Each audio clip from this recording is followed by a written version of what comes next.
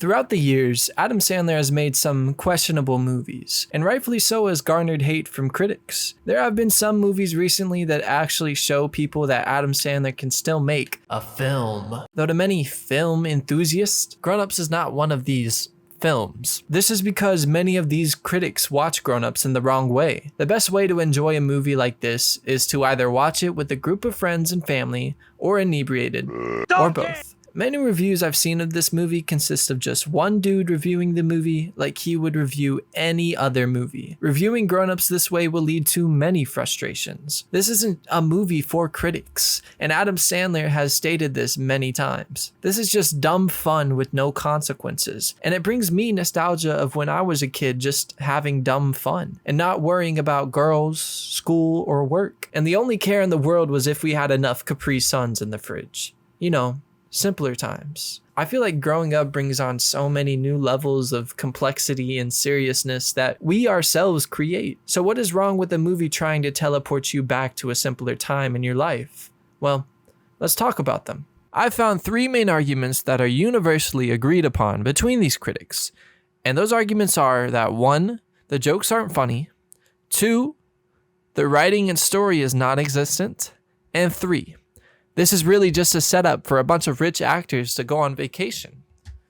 So let's dissect that. Now, starting with the jokes aren't funny bit. Yes, there are plenty of jokes that don't really land or never really get off of the ground in the first place. Mainly the whole bunions bit. That shit goes on for way too long. It's gross. And I hate feet! But there are so many jokes and quips that are thrown around that, of course, not every single joke is going to be top tier comedy. But to say that there aren't any funny jokes in this movie is batshit fucking insane. For example, let's look at probably the best joke in the whole movie. The man from Saskatchewan. In every basic joke, there is a setup and a punchline. Some work better than others, but you have to have both or else the joke won't work. This is comedy 101, and these comedians are no strangers to that. This scene right here has 3 main things that help elevate this joke. The setup that is complemented perfectly by the soundtrack. I'm ready for love.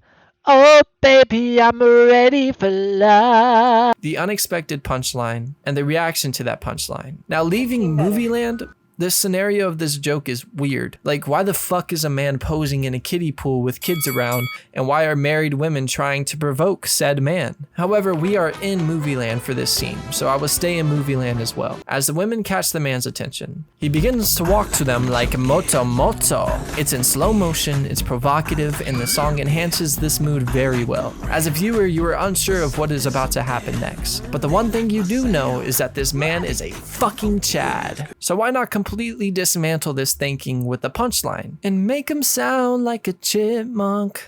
Hey, what's up, ladies? Now, this in itself is a great punchline, but to top it all off, we get to view it through the eyes of the ladies, who are thinking the same thing we are thinking, and it's hard not to crack up with their contagious chuckles. The 3 things we talked about in this scene are littered all throughout Grown Ups, and the soundtrack helps these scenes stay memorable. There's a reason I, like many others, associate the Pina Colada song with Grown Ups. Hey, I'm sorry, there's nothing I can do about it. Now, comedy is one of the most subjective things to ever exist. But even if you didn't find this scene funny at all, you cannot say that it wasn't objectively a good joke. I don't know, maybe I have a smooth brain for thinking this shit is funny, but I can also say that there are plenty of jokes in this movie that don't stick the landing for me. Bunions. Toby Bryant!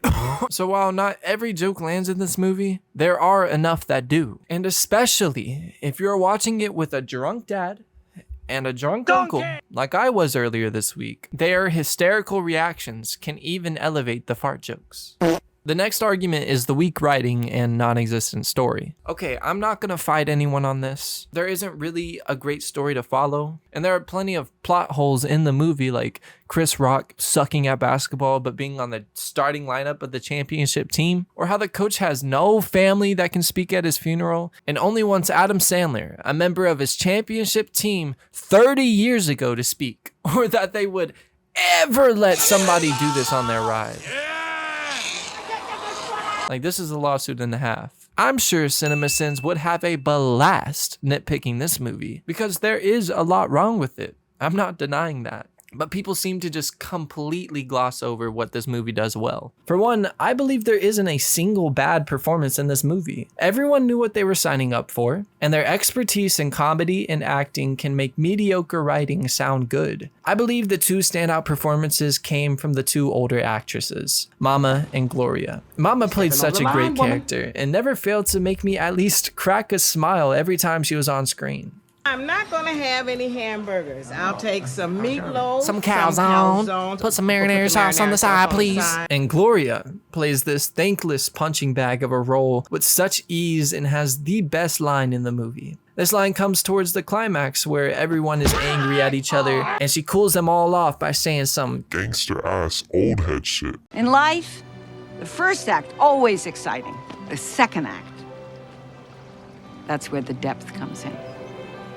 This is such a sweet little moment about life that I wasn't expecting to come out of this movie. Grown-ups is not one to stick with you after a watch, but that line has yet to escape my brain. Finally, yes, this is just a bunch of actors being paid to go on vacation, but that is half of the appeal. When I watch this movie, it makes me long for vacations I used to take with my family. Like I said earlier, it reminds me of simpler times. And as I get older and the world gets even more chaotic, I'm happy I can always come back to this movie and it can serve as a time capsule for me. While there are plenty of pitfalls that this movie does have, it is hard to say that this movie isn't entertaining. And Adam excels in making movies that are at the very least entertaining to watch through. Sometimes for the wrong reasons, but entertaining nonetheless. I don't believe that Adam Sandler made this as a cash grab, but instead just an excuse to bring back all of his friends and have a good time. That's almost exactly what he wanted the audience to do as well.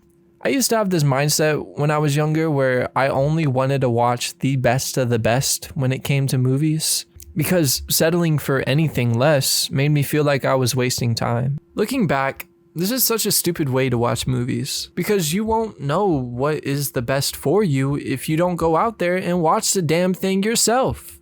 And stop listening to other people's opinions and listing them as facts. Like, if I could go back in time and talk to myself in my film critic era, I would tell him to stop being so serious. Why so serious? It's okay for a movie to be flawed and still watch it. Because sometimes a movie that someone doesn't enjoy could bring you a feeling that no other movie really can. And the only way to know that is to fuck around and find out. Grown-ups is a nice, mindless way to spend a couple hours and have a good time, rather than scrolling on TikTok for even more and feeling like a loser. Trust me, I know, I'm one of TikTok's top users. I mean, who knows though? This may well have been just a cash grab for Adam Sandler so I could pay for his vacation. But even then, if it was a cash grab, fuck it, take my money.